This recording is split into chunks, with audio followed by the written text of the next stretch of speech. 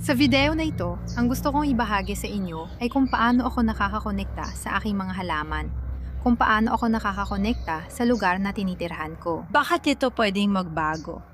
Bakit napakaraming bagay ang pwedeng magbago ng napakabilis? Bakit kaya malulusog, luntian at manining ang mga halaman? Ano bang ginagawa natin?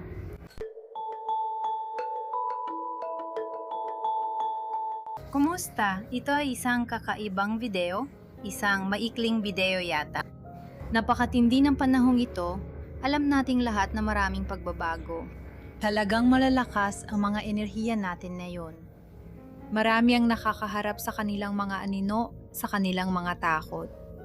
Marami rin ang nagpapalakas ng kanilang mga kakayahan. Maraming tao ang sabay ginagawa ang dalawang ito. Pinalalaya ang sarili, inaalis ang mga pasanin. Humarap sa mga takot at kasabay nito ay pinalalakas ng husto ang kanilang mga kakayahan. Dahil magkasama talaga ang mga ito.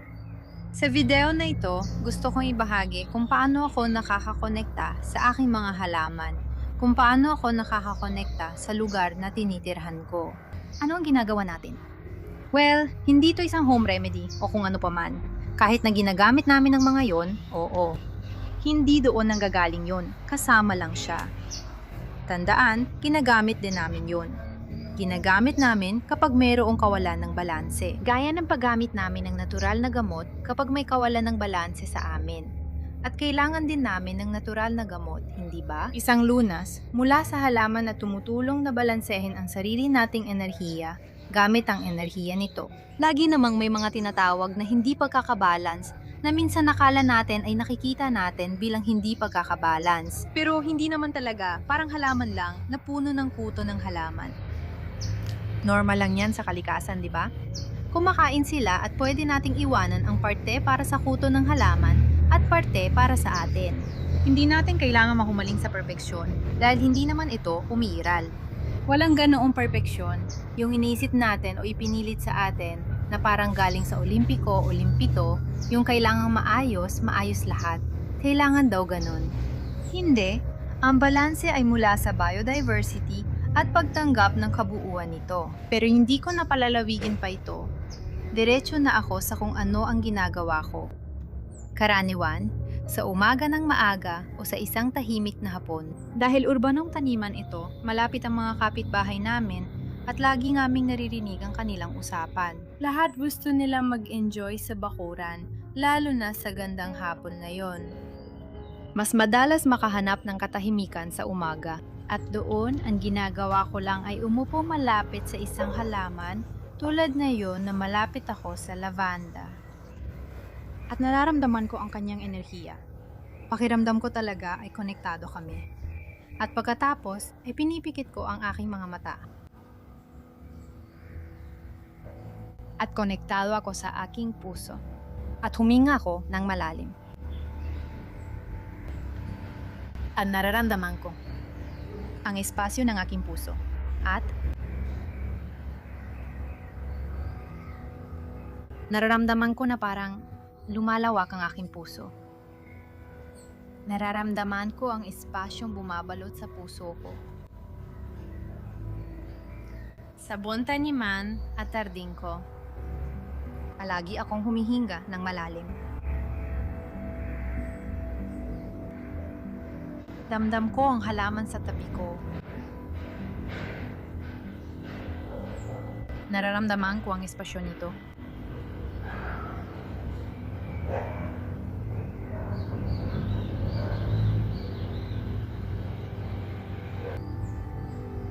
Nararamdaman ko kung paano lumalawak ang katawang enerhiya ng halaman at kung paano rin lumalawak ang aking katawan. Magkasama kami na sa isang espasyo.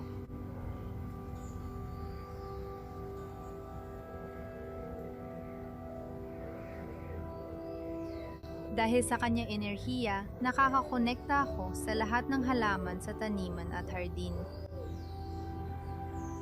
Sa lupa. Nararamdaman ko ang may mga ugat na lumalabas sa aking mga paa at nag-uugat patungo sa gitna ng lupa. At nararamdaman ko na mula sa aking ulo, mula sa tuktok ng aking ulo. May lumabas na tubo ng liwanag. Konektado ito sa universo. Sa pinagmulan. Sa ekstensyon. Ramdam ko na dun galing ang enerhiya na kailangan ng taniman ko.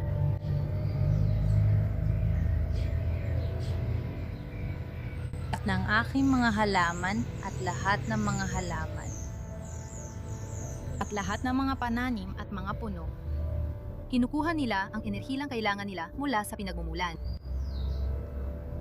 Tinuturuan din nila ako paano gawin yon. Tumatanggap ako mula sa kanila. Ang kanilang enerhiya, ang kanilang pagmamahal. Palagi akong humihinga ng malalim. At ipinapadala ko at ibinabalik ko sa kanila ang aking pagmamahal.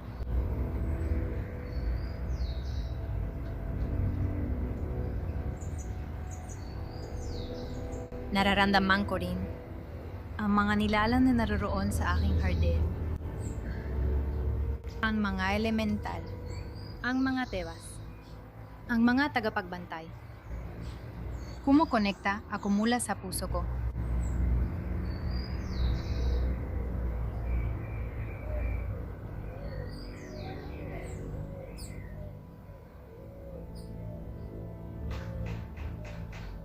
Ipinapakita ko sa kanila ang aking puso. At ang aking mga intensyon upang mapabuti ang lugar na ito. Upang mapadyaman ang lupa. Upang maibalik ang pagkain. Nagpapasalamat ako sa lahat ng biyaya mula sa lupa. Nagpapasalamat ako sa mga bunga ng aking mga halaman. Salamat sa mga tagapagbantay sa pag-aalaga ng espasyo at sa pag-aalaga rin sa amin. Para mapanatili ang lugar na ito na may harmonya at pag-ibig. Para mapanatili itong mayaman sa sustansiya. Nakakonekta ko sa puso ko. At nakakaramdam ako ng labis na pasasalamat. Sobrang pasasalamat. Napupuno ng pasasalamat ang dibdib ko at ito'y lumalawak.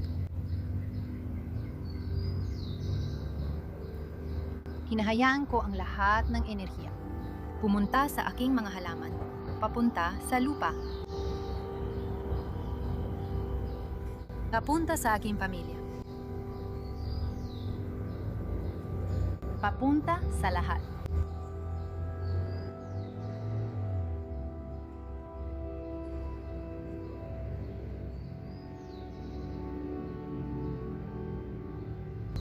Huminga ng malalim.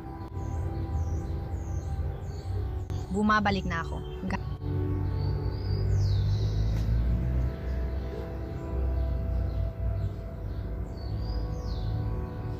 At kaya kung mantagal na nararamdaman ito. Naglalarawan sa isip. Nakikinig sa mga gusto nilang sabihin sa akin. Nakikinig sa mga ibon. Isinasama ko ang mga tunog, gaya na makikita ninyo sa video.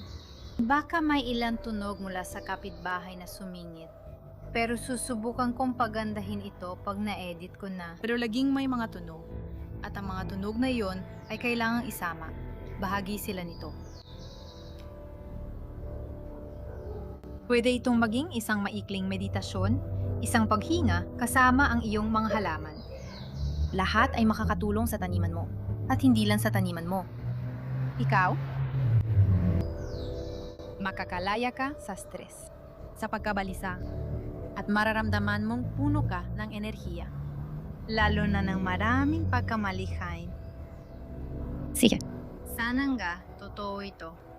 Para sa akin, napakabisang kasangkapan ito. Sana makatulong ito sa iyo. Sana umabot ito sa puso mo at magawa ito. May sa buhay mo ito. At kung ganoon din ang nararamdaman ninyo, ipagpapatuloy ko ang paminsan-minsang pagbabahagi ng iba pang bahagi ng Soy Aora din. Isang beso hanggang sa susunod. Paalam. Paalam.